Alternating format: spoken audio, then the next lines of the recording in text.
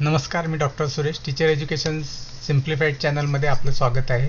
हा video UGC net सेटच्या तयारी करणाऱ्या विद्यार्थ्यांसाठी आहे.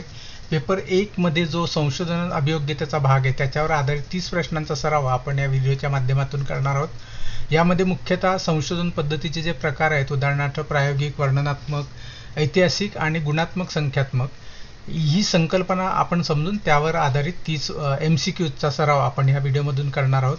आपण चॅनल सबस्क्राईब केलं नसेल तर चॅनल सबस्क्राईब जरूर करा आणि या व्हिडिओच्या पहिल्या भागाला आपण सुरुवात करूया. यामध्ये आपण ह्या संकल्पना समजून घेऊया आणि त्यानंतर 30 MCQचा सराव आपण पुढे करूया.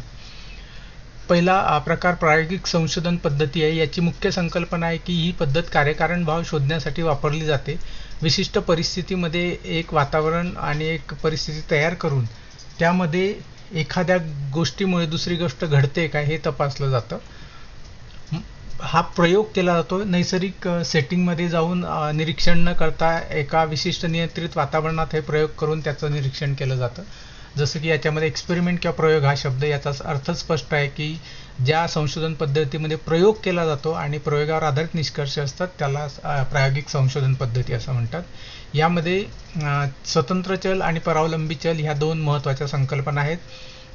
उदाहरणार्थ आपण जर एखाद्या वस्तूची मागणी वाढल्यानंतर त्याचा किमतीवर काय परिणाम होतो काय हे बघायचं असेल तर ही मागणी वाढणं हे एक चल झालं आणि किंमत हे दुसरं चल झालं.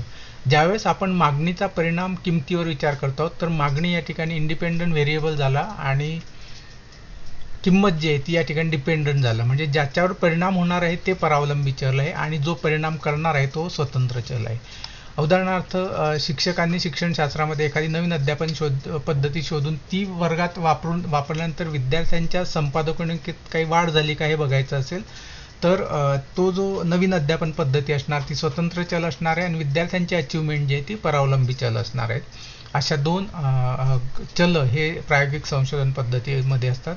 याशिवाय नियंत्रित गट आणि प्रायोगिक गट हे दोन गट सुद्धा महत्त्वाचे घटक या प्रायोगिक मध्ये असतात.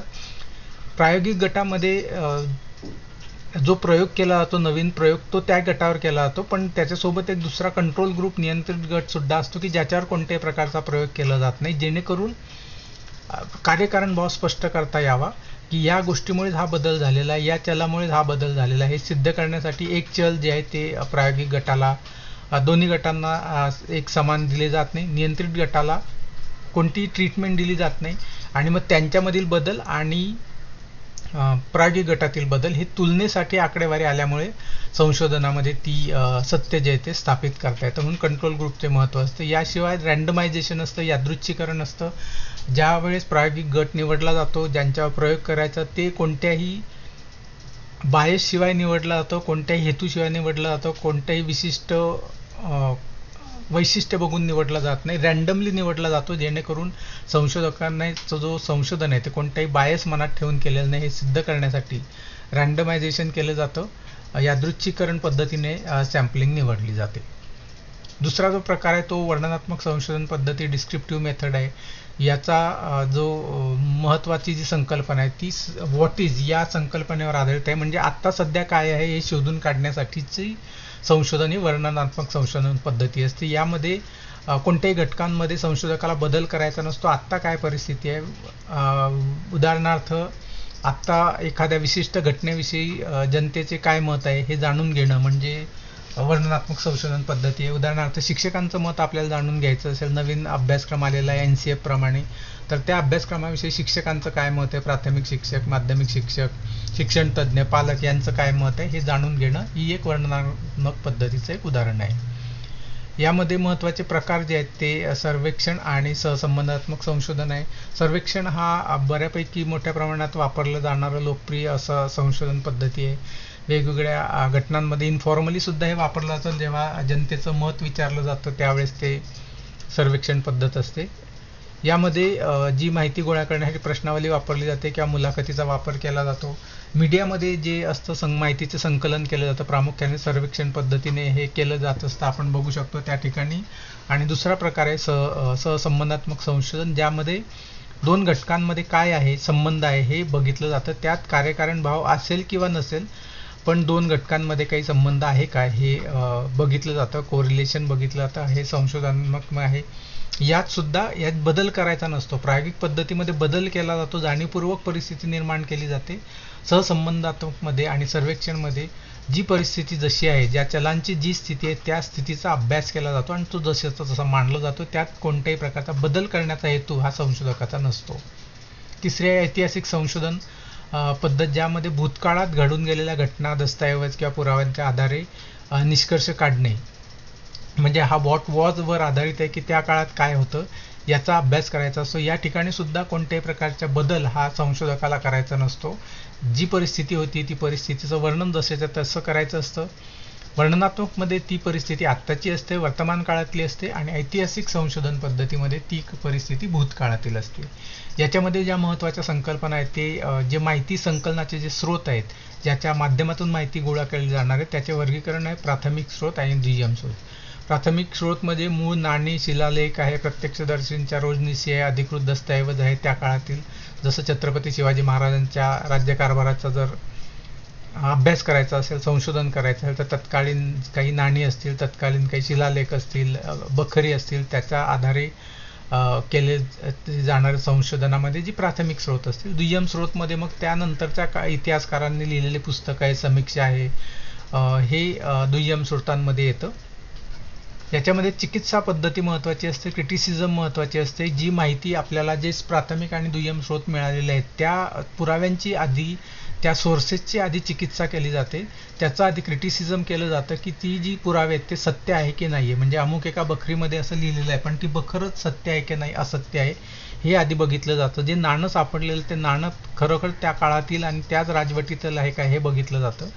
म्हणून या ठिकाणी पहिल्यांदा हे जे स्रोत असतात या स्रोतांची सत्यता तपासल्यानंतरच मग त्यातून जो काही त्यामध्ये असलेल्या माहितीचा अन्वयार्थ काढला जातो आणि त्याच्या आधारे निष्कर्षापर्यंत येता येतात. तर ही दोन प्रकारची चिकित्सा करता येते, एकतर बाह्य चिकित्सा आणि अंतर्गत चिकित्सा केली जाते. बाह्य चिकित्सेमध्ये त्यामध्ये जे साधनाचं बाह्य रूप आहे ते बरोबर त्या म्हणजे एखादं नाणं जर जुन्या काळातील असेल तर त्या खरोखरच तेवढ्या जुन्या काळातील आहे काय हे बघितलं जाईल. आणि अंतर्गत म्हणजे त्यात लिहिलेला आशय हा कुठतरी समर्पक वाटतोय का, कुठतरी संयोजित वाटतो आहे का त्या मुख्य आशयाशी किंवा मुख्य धारेशी, तिथेचे आपण संबंध जोडतोय. म्हणजे थोडक्यात त्याच्या आशयाची चिकित्सा ही अंतर्गतमध्ये येते आणि त्याची बाह्य रूपाची चिकित्सा ही बाह्य चिकित्सेमध्ये येते. त्यानंतर चौथी जी पद्धत आहे क्वालिटेटिव्ह मेथड, क्वांटिटेटिव्ह मेथड म्हणजे संख्यात्मक संशोधन पद्धत. यामध्ये प्रामुख्याने वस्तुनिष्ठ आणि आकड्यांवर आधारित संशोधन असं, ज्याचा डेटा हा क्वांटिटेटिव्ह असतो. यामध्ये अवगामी किंवा निगमन पद्धतीचा म्हणजे डिडक्टिव्ह अप्रोच वापर केला जातो. टॉप डाऊन म्हणजे अवगामी पद्धत. यामध्ये एक परिकल्पना मांडली जाते, परिकल्पनेच्या आधारे सगळं काम, संशोधनाचं काम होतं आणि ती परिकल्पना तपासून मग त्याच्या आधारे निष्कर्ष काढले जातात. म्हणजे आधी सिद्धांत मांडला जातो, परिकल्पना मांडली जाते आणि ती तपासली जाते. यासाठी जी माहिती येते ती संख्यात्मक माहिती आलेली असते. दुसरं आहे त्यामध्ये पाचवा प्रकार गुणात्मक संशोधन पद्धती. गुणात्मक मध्ये मुख्य असं आहे की यामध्ये मानवी वर्तन, अनुभव, भावना, ज्या ठिकाणी येणारी माहिती ही शब्दांमध्ये असते, ती वाक्यांमध्ये असते, ती संख्येमध्ये नसते. ज्यावेळेस ती संख्येमध्ये असेल तर ते संख्यात्मक झालं आणि ज्यावेळेस ती गुणांमध्ये असेल, ती भावनेमध्ये असते, शब्दांमध्ये असते, त्यावेळेस ते क्वालिटेटिव्ह पद्धतीचा संशोधन होत असतं. आणि ही माहिती व्यक्तिनिष्ठ आहे, कारण माहिती देणारे बऱ्याचशे या स्वरूपामध्ये व्यक्ती हे असतात आणि व्यक्ती जी माहिती पुरवत असतात ती शब्दांच्या माध्यमातून, म्हणून ही व्यक्तिनिष्ठ पद्धत आहे. ह्यामध्ये उद्गामी पद्धतीचा वापर केला जातो निरीक्षणाकडून सिद्धांताकडे. उदाहरणार्थ एखाद्या विशिष्ट घटनेविषयी वेगवेगळ्या समाज घटकांचे काय मत आहे, तर काय मत आहे हे आधी माहीत नाही, त्यामुळे आधी सगळ्यांचे मत गोळा केले जातील आणि मग त्याच्या आधारे काय मत आहे याचं उत्तर दिलं जाईल. यामध्ये प्रायोगिक संशोधनासारखं किंवा अवगामी पद्धतीसारखं आधी परिकल्पना मांडली जात नाही. यामध्ये जी माहिती येईल त्या माहितीच्या आधारे निष्कर्ष काढले जातात. यामध्ये आपण केस स्टडी आहे, त्यानंतर एन्थ्रोपॉलॉजी आहे, त्यानंतर एथनोग्राफी आहे, त्यानंतर फिनॉमिनॉलॉजी, असे वेगवेगळ्या प्रकारचे संशोधनाचे प्रकार आहेत. यामध्ये डेटा हा लहान नमुन्यांमधून, मुलाखतीमधून, निरीक्षणाद्वारे गोळा केला जातो. त्यामुळे त्याच्यामध्ये ही व्यक्तिनिष्ठ असल्यामुळे थोडी सदोषता असण्याची शक्यता असते, म्हणून सरसकट सामान्यीकरण त्या ठिकाणी करता येत नाही. ह्या स्पष्टीकरणानंतर आता आपण प्रत्यक्ष 30 प्रश्नांचा जो आहे त्याचा सराव करूया. त्याच्या माध्यमातून पुन्हा आपल्याला जी संकल्पना आपण आता समजून घेतलेल्या आहेत त्याच्याविषयी ते पडताळणी करून बघूया. चला तर हा UGCचा नेट सेट पेपर 1च्या संदर्भात संशोधन पद्धती याच्या आधारावर हे MCQs आहेत. खालीलपैकी कोणत्या संशोधन पद्धतीमध्ये कार्यकारण भाव प्रस्थापित करण्यासाठी स्वतंत्र घटकांमध्ये फेरबदल केला जातो? तर ती आपण अभ्यासले ते प्रायोगिक पद्धत हे त्याचं बरोबर उत्तर आहे. प्रायोगिक संशोधनात ज्या घटकावर परिणाम मोजला जातो, ज्या घटकाचे मापन केले जाते त्याला काय म्हणतात? स्वतंत्र, परावलंबी, नियंत्रित, बाह्य. ज्या घटकामध्ये बदल केला जातो आणि तो घटक स्वतंत्र असतो, या बदलामुळे ज्या घटकावर परिणाम होतोय तो मोजला जातो, म्हणून त्याला परावलंबी किंवा आश्रित घटक किंवा आश्रित चल असं म्हणतात. प्रश्न क्रमांक 3, सध्याची परिस्थिती काय आहे? What is status? आत्ताचा काय? याचा जसाचा तसा अभ्यास करण्यासाठी खालीलपैकी कोणती पद्धत वापरली जाते? त्यासाठी वर्णनात्मक पद्धती वापरली जाते. जनगणना म्हणजे पॉप्युलेशन सेन्सस आता जी सध्या चालू आहे त्याचा पहिला टप्पा झालेला आहे. तर जनगणना हे खालीलपैकी कोणत्या प्रकारच्या संशोधन पद्धतीमध्ये चे उत्तम उदाहरण आहे? तर ते जे आहे हे वर्णनात्मक पद्धतीमधील जे सर्वेक्षण आहे त्या पद्धतीचा यात वापर केला जातो, कारण यामध्ये काय आहे याचा फक्त अभ्यास केला जातो. कशी असली पाहिजे लोकांची परिस्थिती किंवा जीवनमानाचा दर्जा, राहणीमानाचा दर्जा हे बघितलं जात नाही. काय आहे हे बघितलं जातं, कसा असला पाहिजे हे सांगितलं जात नाही किंवा कोणतेही प्रयोग केले जात नाही. म्हणून ही एक सर्वेक्षण पद्धत जी वर्णनात्मक पद्धतीचा एक उपप्रकार आहे. प्रश्न क्रमांक 5, ऐतिहासिक संशोधनामध्ये दस्तऐवजांची किंवा पुराव्यांची सत्यता किंवा अस्सलपणाच्या प्रक्रियेला काय म्हणतात? तपासण्याच्या प्रक्रियेला काय म्हणतात? तर त्या प्रक्रियेला आपण बाह्य चिकित्सा असं म्हणतो, ज्यामध्ये जो दस्तऐवज आहे किंवा वस्तू आहे ती खरी आहे, ऑथेंटिक आहे की बनावट आहे हे बघितलं जातं. आणि अंतर्गतमध्ये त्यातला दिलेला आशय हा बरोबर आहे का नाही, त्यातून येणारा मेसेज हा बरोबर आहे का नाही हे बघितलं जातं. प्रश्न क्रमांक 6, ऐतिहासिक पुराव्यांच्या अंतर्गत चिकित्साचा मुख्य हेतू काय आहे?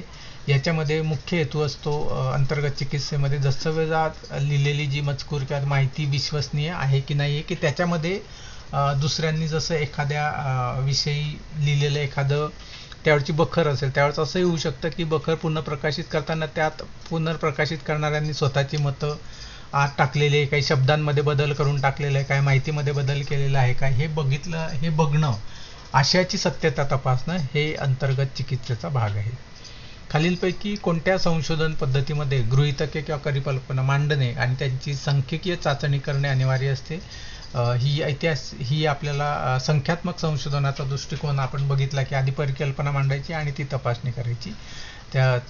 त्या दृष्टीने ही संख्यात्मक पद्धत म्हणजे क्वांटिटेटिव्ह पद्धत या ठिकाणी वापरली जाते. एखाद्या विशिष्ट संस्कृतीचा किंवा लोकसमूहाच्या जीवनशैलीचा सखोल अभ्यास करणे यासाठी कोणती गुणात्मक पद्धती वापरली जाईल? तर यासाठी जी एथनोग्राफिकल पद्धत आहे ती वापरली जाईल. ही गुणात्मक पद्धत आहे. एखाद्या विशिष्ट समाजामध्ये संस्कृतीत राहून त्यांच्या रीतिरिवाजांचा सखोल अभ्यास या पद्धतीमध्ये केला जातो. आपण कदाचित नॅशनल जिओग्राफिक आणि डिस्कवरी चॅनलवर बघितलेले असेल, त्यावेळेस त्या ठिकाणी विदेशी जे संशोधक असतात ते येतात, स्थानिक एखाद्या आदिवासी आफ्रिकेतील, अमेरिकेतील एखाद्या समूहामध्ये राहतात आणि तिथे राहून त्यांच्या अभ्यास पद्धत, त्यांच्या जीवन पद्धतीचा अभ्यास करतात आणि त्यावर आधारित व्हिडिओ बनवतात. तर तो सुद्धा हा एक आपल्याला एथनोग्राफीचं एक उत्तम उदाहरण म्हणता येईल. प्रश्न 9, गुणात्मक संशोधनाचा मुख्य दृष्टिकोन किंवा तर्क कसा असतो? म्हणजे क्वालिटेटिव्ह रिसर्चचा मुख्य तर्क जो असतो तो डेटा, आधी अनुभव आणि डेटा गोळा केला जातो आणि त्यावर आधारित नवीन सिद्धांताची मांडणी केली जाते. म्हणून हा इंडक्टिव्ह पद्धतीवर आहे, बॉटम्स अप इंडक्टिव्ह पद्धतीवर आहे. म्हणजे कोणता निष्कर्ष येईल याची परिकल्पना मांडलेली नसते. जी काय माहिती येईल त्या माहितीतून एक नवीन सत्य बाहेर येत असतं, ती या ठिकाणी आगमन पद्धत आहे. प्रायोगिक संशोधनात ज्या गटाला कोणताही उपचार दिला जात नाही व तुलना करण्यासाठी स्थिर ठेवला जातो, कॉन्स्टंट ठेवला जातो, त्याला काय म्हणतात? तर त्याला कंट्रोल ग्रुप असं म्हटलं जातं. ज्याच्यावर प्रयोग केला जातो तो शब्दातूनच कळत आहे की प्रायोगिक पद्धत आहे. प्रायोगिक गटावर प्रयोग केले जातात आणि नियंत्रित गटावर कोणताही प्रयोग केला जात नाही, जेणेकरून दोन्ही गटांच्या तुलनेमधून आपल्याला कार्यकारण भाव निश्चित करता येतो. प्रश्न क्रमांक 11, खालीलपैकी कोणत्या संशोधन पद्धतीमध्ये संशोधकाचा घटकांवर कोणताही प्रत्यक्ष ताबा किंवा नियंत्रण नसते? या ठिकाणी ऐतिहासिक आणि वर्णनात्मक हे जे या दोन्ही पद्धतींमध्ये घटना आधीच घडलेली असते, त्यामध्ये नैसर्गिक स्वरूपात असते, त्यामुळे त्या संशोधक घटकांमध्ये फेरबदल करता येत नाही. प्रायोगिक आणि प्रयोगशाळा पद्धतीमध्ये मात्र विशिष्ट परिस्थिती निर्माण केली जाते आणि विशिष्ट बदल घडवून आणले जातात. म्हणून ऐतिहासिक आणि वर्णनात्मक पद्धत या ठिकाणी अचूक उत्तर आहे. प्रश्न क्रमांक 12. बनावट औषध प्लेसबोचा वापर मुख्यतः कोणत्या संशोधन पद्धतीमध्ये नियंत्रण प्रस्थापित करण्यासाठी केला जातो? तर ती प्रायोगिक पद्धत आहे. प्लॅसिबो किंवा प्लॅसिबा ही जी एक साखरेची गोळी असते, म्हणजे दोन रुग्णांना म्हणा किंवा दोन व्यक्तिसमूहांना जे दिले जाणारं औषध आहे, एक प्रत्यक्षात खरोखर औषध असतं जे वापरलं जाणार आहे, आणि दुसऱ्यांना त्यामध्ये फक्त साखरेची गोळी असते, ज्याला प्लॅसिबो म्हणतात किंवा प्लॅसिबा म्हणतात.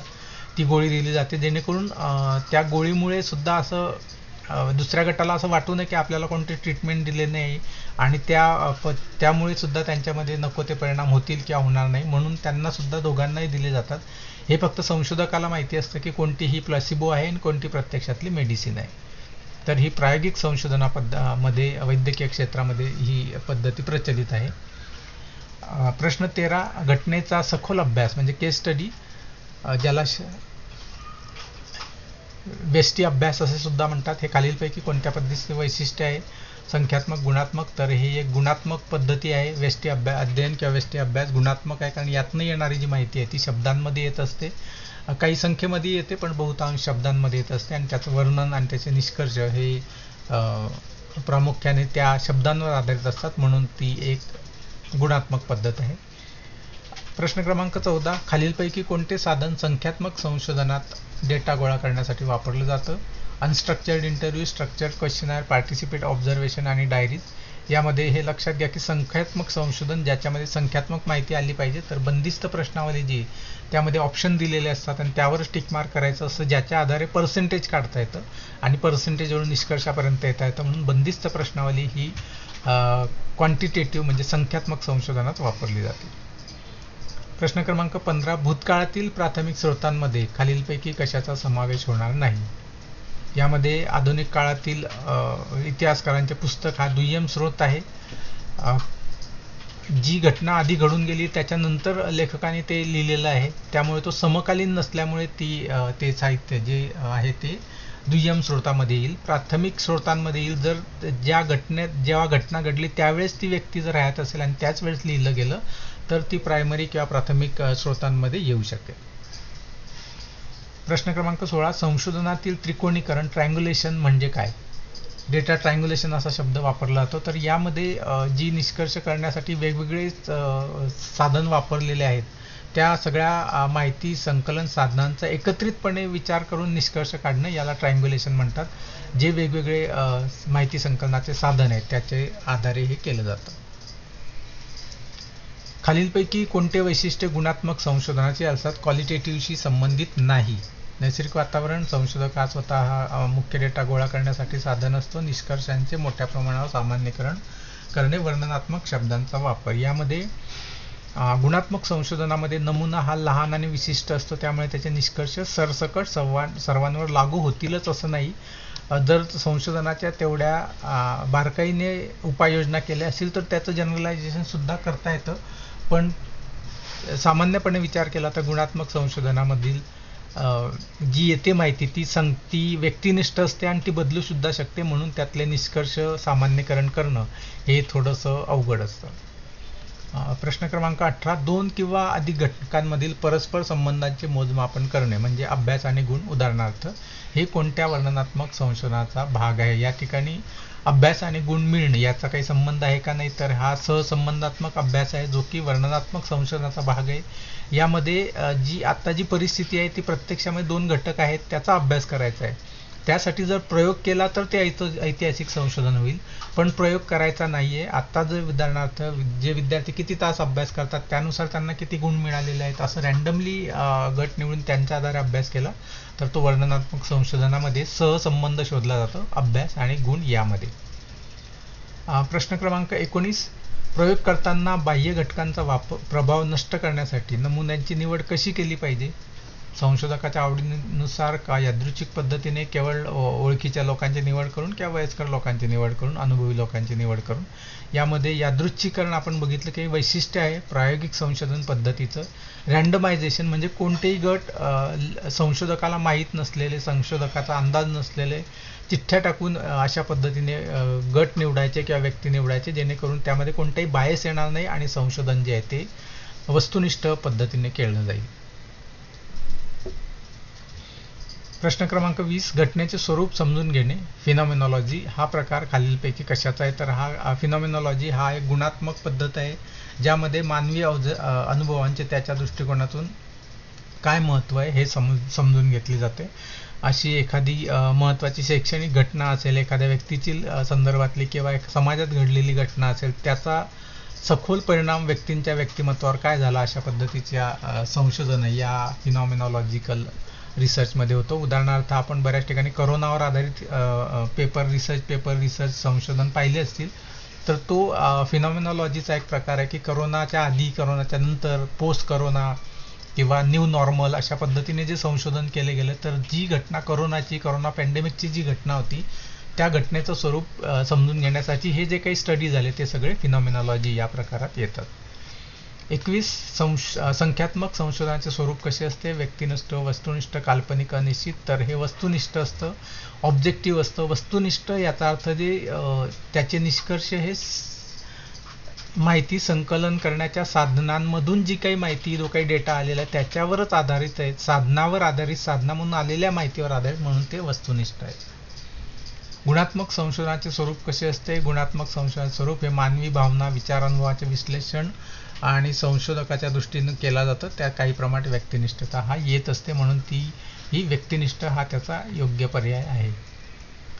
प्रश्न क्रमांक 23, अर्धप्रायोगिक संशोधन म्हणजे क्वासाई एक्सपेरिमेंटल रिसर्च, की ज्याच्यामध्ये पूर्ण 100% परिस्थिती नियंत्रित केलेली नसते.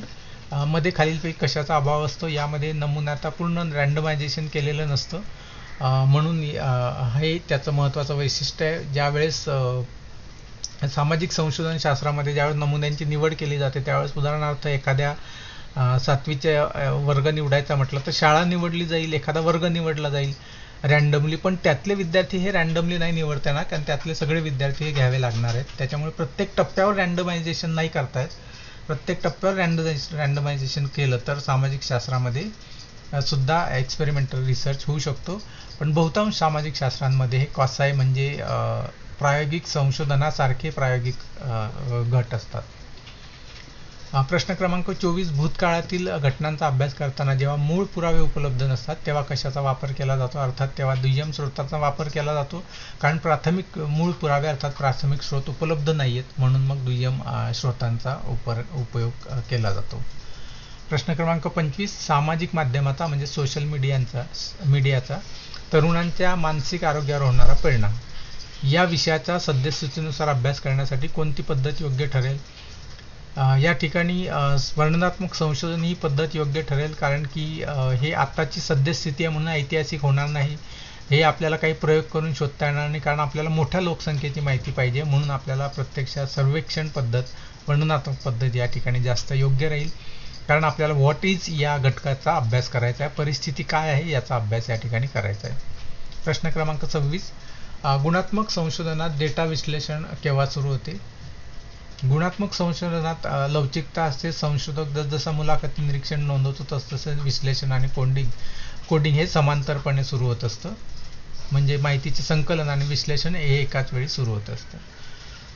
प्रश्न क्रमांक 27, संख्यात्मक संशोधनात वापरल्या जाणाऱ्या SPSS या संगणकीय सॉफ्टवेअरचं पूर्ण नाव काय आहे? याचं पूर्ण नाव आहे statistical package for social sciences, हे याचं पूर्ण रूप आहे.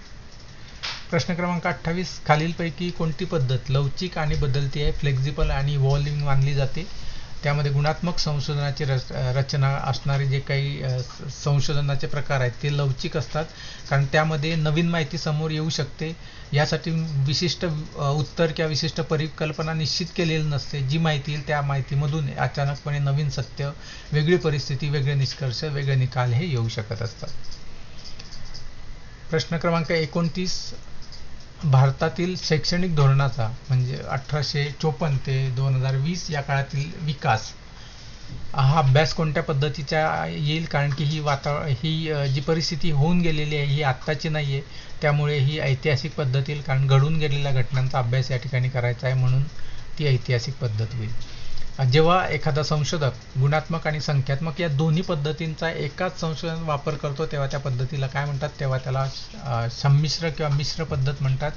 ज्या ठिकाणी संख्यात्मक डेटा आणि गुणात्मक डेटा या दोघांचं एकत्रीकरण करून निष्कर्ष काढले जातात, म्हणून याला मिश्र म्हणतात, संमिश्र म्हणतात. याचं मिश्रण झालेलं असतं, मिक्स झालेलं असतं. केवळ संशोधनामध्ये दोन वेगवेगळी साधनं वापरली, क्वालिटेटिव्ह वेगळं क्वांटिटेटिव्ह वेगळं, तर ती संमिश्र पद्धती होणार नाही, ती बहुसंशोधन पद्धती होईल. ज्यावेळेस निष्कर्ष काढण्यासाठी मिश्र केलं जातं, संमिश्र केलं जातं, मिक्स केलं जातं, त्यावेळेस त्या संशोधन पद्धतीला मिक्स मेथड असं म्हणतात. अशा पद्धतीने आपण ह्या 30 प्रश्नांचा सराव केलेला आहे.